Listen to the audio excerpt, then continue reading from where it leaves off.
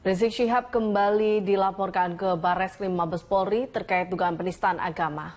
Rizik dilaporkan seorang wanita warga Kelapa Gading, Jakarta Utara terkait ceramahnya di kawasan Pondok Kelapa, Jakarta Timur pada 25 Desember 2016 yang lalu. Dengan membawa beberapa berkas dan video rekaman Rizik Syihab berisikan ceramah Rizik di Pondokopi, Jakarta Timur 25 Desember 2016 lalu, Yanti Kusmiran datang didampingi kuasa hukumnya untuk melaporkan dugaan penodaan agama. Pernyataan Rizik dinilai telah mencemooh dan menciderai umat Kristiani serta tidak toleran terhadap pemeluk agama lain. Pelaporan terhadap Rizik bukanlah kali pertama. Sebelumnya mahasiswa Katolik Indonesia telah melaporkan dengan pasal serupa terkait dengan ceramahnya yang telah beredar luas di YouTube. Dan atau pasal 150.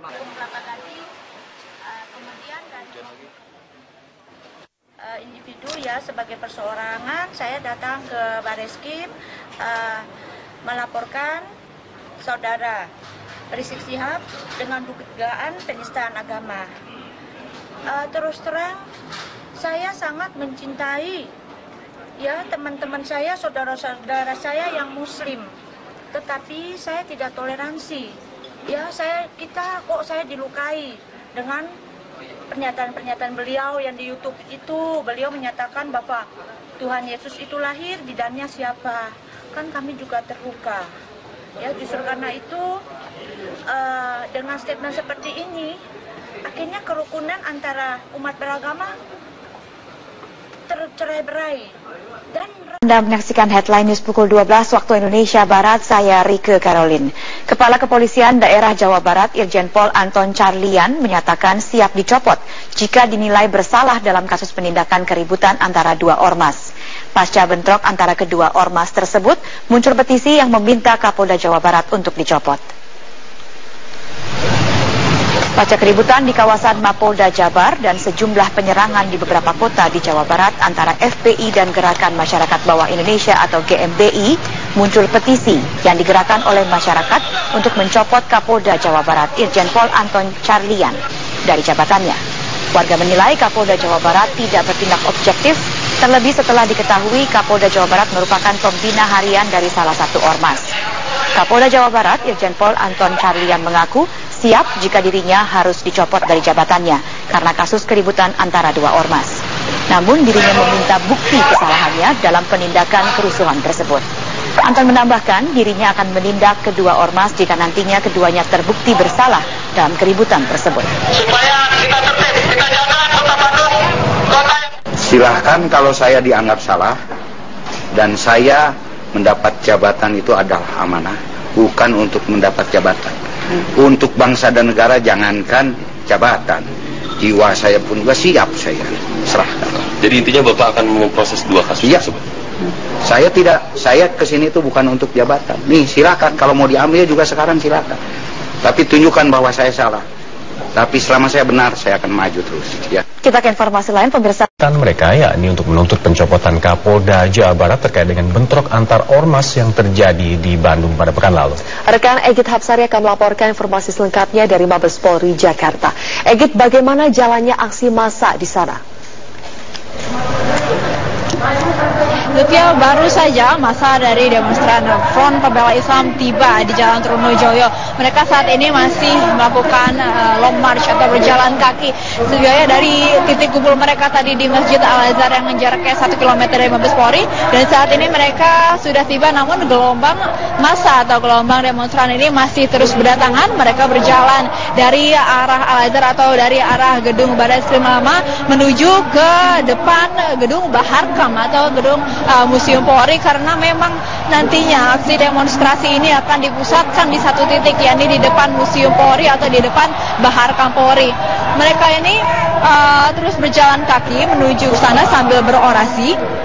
Dan sesuai dengan tuntutannya yang disampaikan, mereka menuntut Kapolri Jenderal Polisi Tito Karnavian untuk segera mencopot Kapolda Jawa Barat Irjen Polisi Anton Carlian terkait dengan insiden yang terjadi antara massa dari Front Pembela Islam dan massa dari Ormas Gerakan Masyarakat Bawah Indonesia atau GMBI setelah Imam Besar Front Pembela Islam Rizik Syihab diperiksa di Polda Jawa Barat hari Kamis lalu terkait dengan kasus dugaan penodaan lambang negara dan dasar negara.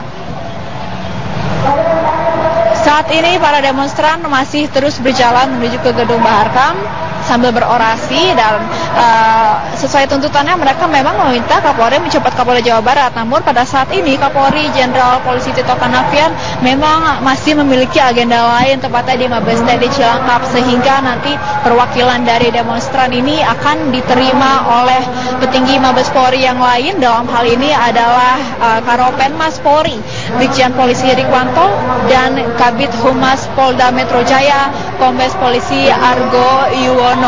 Namun mereka tentunya akan berorasi terlebih dahulu sebelum masuk untuk beraudiensi dengan pihak Polri. Zulfia, bagaimana pola pengamanan yang Anda lihat di sana? Dapat kami informasikan, aksi unjuk rasa yang berlangsung siang ini akan berlangsung sejak di Gedung Barreskrim Polri yang lama hingga ke depan Baharkam dan juga Museum Polri yang ini artinya di persimpangan Aditya Warman, sehingga pada saat aksi unjuk rasa ini berlangsung ada sejumlah ruas jalan yang ditutup, Zulfia, mulai dari depan Gedung Barreskrim lama atau di depan lapangan Bayangkara hingga ke persimpangan Jalan Aditya Warman. Sedangkan bagi kendaraan yang melaju dari arah Bulungan yang ingin menuju ke Trunojoyo ini dialihkan menuju ke Terminal Blok M, sedangkan sebaliknya dari arah Sisingamangaraja menuju Trunojoyo dialihkan ke arah kanan, yakni ke Bulungan. Dan memang sesuai peraturan sejatinya aksi demonstrasi ini harus usai pada pukul 18 sore ini, dan polisi juga menghimbau agar demonstran dan juga warga tetap menjaga agar aksi demonstrasi ini dapat menyampaikan secara langsung aspirasi mereka dengan mengedepankan kondusivitas dan juga ketertiban bersama. Zulfia? Baik, Egit Hapsari melaporkan langsung dari Mabes Polri Jakarta. Jalannya aksi di Mabes Polri, rekan Egit Hapsari akan menyampaikannya langsung untuk Anda dari Mabes Polri. Egit, bagaimana jalannya aksi massa FPI saat ini? Maka sejauh ini aksi demonstrasi yang dilangsungkan oleh massa dari Front Pembela Islam masih terus berlangsung dan kondusivitas juga tetap terjaga. Mereka saat ini sudah berkumpul di satu lokasi, yakni di perempatan di depan Museum Polri atau di depan Baharkam Polri. Mereka saat ini sedang berorasi untuk menuntut Kapolri Jenderal Polisi Tito Karnavian untuk segera mencopot Kapolda Jawa Barat Irjen Polisi Argo Carlian, karena desakan ini pun berkaitan dengan adanya insiden yang terjadi pasca pemeriksaan Imam Besar Front Pembela Islam Rizik Syihab di Polda Jawa Barat pada Kamis lalu, di mana pada saat pemeriksaan itu di lokasi yang berbeda terjadi insiden antara massa Front Pembela Islam dengan massa dari Ormas Gerakan Masyarakat Bawah Indonesia atau GMBI, sehingga selain mendesak Kapolri Jenderal Polisi Tito Karnavian untuk mencopot Kapolda Jawa Barat, massa demonstran dari Front Pembela Islam ini juga mendesak agar insiden yang terjadi di Jawa Barat beberapa waktu lalu dengan tuntas termasuk untuk mengungkap siapa aktor intelektual yang berada di balik adanya insiden ini.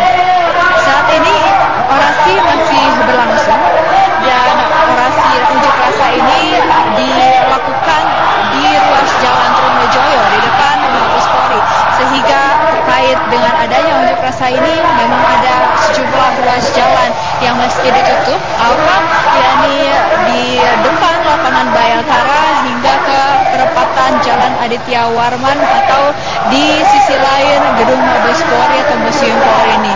Sejumlah arus kendaraan juga harus dialihkan selama unjuk rasa ini berlangsung, yakni kendaraan dari arah Bulungan menuju ke Trunojoyo akan dialihkan menuju ke Terminal Blok M dan menuju ke Senayan, sedangkan bagi kendaraan yang melaju dari arah flyover Antasari menuju ke Jalan Trunojoyo ini masih dibuka, namun mereka harus memutar balik kendaraan mereka kembali ke jalan di flyover Antasari, sedangkan jalan menuju ke Aditya Warman ini ditutup total. Sehingga bagi Anda yang untuk menghindari daerah ini karena aksi demonstrasi ini memakan sejumlah ruas jalan dan diperkirakan akan berlangsung hingga sore nanti. Alka? Mungkin dari banyaknya massa di sana, apakah Anda memantau ada massa lain selain dari massa FPI dalam aksi ini? Sejauh ini kami memantau massa yang berdemonstrasi di depan Mabes Polri ini berasal dari Ormas Front Pembela Islam, namun beberapa unsur atau elemen ormas atau LSM lainnya diperkirakan juga akan ikut, namun kami belum memantau ada atribut-atribut LSM atau organisasi masyarakat lainnya. Namun mereka ini kompak membawa sejumlah banner, sejumlah poster dan juga spanduk yang menyuarakan desakan mereka agar Kapolri Jenderal Polisi Tito Karnavian ini segera mencopot Kapolda Jawa Barat, Irjen Polisi Anton Carlyan. Dan nantinya setelah berorasi di depan Museum Polri ini mereka akan diterima oleh perwakilan dari petinggi Polri, dari Mabes Polri akan diwakili oleh Karopenmas atau Kepala Biro Penerangan Masyarakat di Humas Polri, Brigjen Polisi Rikwanto, dan dari Polda Metro Jaya akan diwakili oleh Kepala Bidang Humas Polda Metro Jaya, Kombes Polisi Argo Yuwono. Memang sedari awal mereka ingin bertemu dengan Kapolri Jenderal Polisi Tito Karnavian, namun karena hal lain, karena Kapolri saat ini sedang bertugas atau menyelenggarakan agenda di Mabes TNI di Cilangkap, sehingga perwakilan dari demonstran ini nantinya akan diterima oleh kedua perwakilan petinggi Polri tersebut. Baik, Egit Hapsani melaporkan langsung dari kawasan Mabes Polri yang ada di Jakarta Selatan. Terima kasih. Rapim TNI Polri 2017, Presiden langsung menuju ke arena pameran industri pertahanan Mabes TNI di Cilangkap. Ya, apa saja yang menjadi fokus perhatian Presiden Joko Widodo? Kita langsung bergabung dengan Stella Nau di sana. Stella, bisa Anda paparkan apa saja yang disampaikan oleh Presiden Joko Widodo dalam pameran pertahanan tadi? Ya, tadi setelah Presiden Joko Widodo memimpin rapat pimpinan TNI Polri, Presiden langsung menuju ke ruang pameran di Mabes TNI, tepatnya di depan Aula Gatot Subroto. Di situ Presiden menyampaikan dengan perasaan yang cukup bangga, ya, senang karena anak bangsa akhirnya bisa memproduksi sendiri alat pertahanannya. Memang ini bukan yang pertama, tapi ini menjadi sederetan alat pertahanan yang sudah diproduksi oleh PT Pindad, dan jenis yang dikeluarkan kali ini adalah Anoa 2 tipe 6x6 amfibi. Dan Presiden tadi menyatakan bahwa untuk mengembangkan industri pertahanan ini sebenarnya tidak hanya berbicara mengenai jumlah, tetapi juga kualitas. Bagaimana kualitas ini tidak hanya juga berbicara tentang kualitas barang, tapi juga kualitas harga.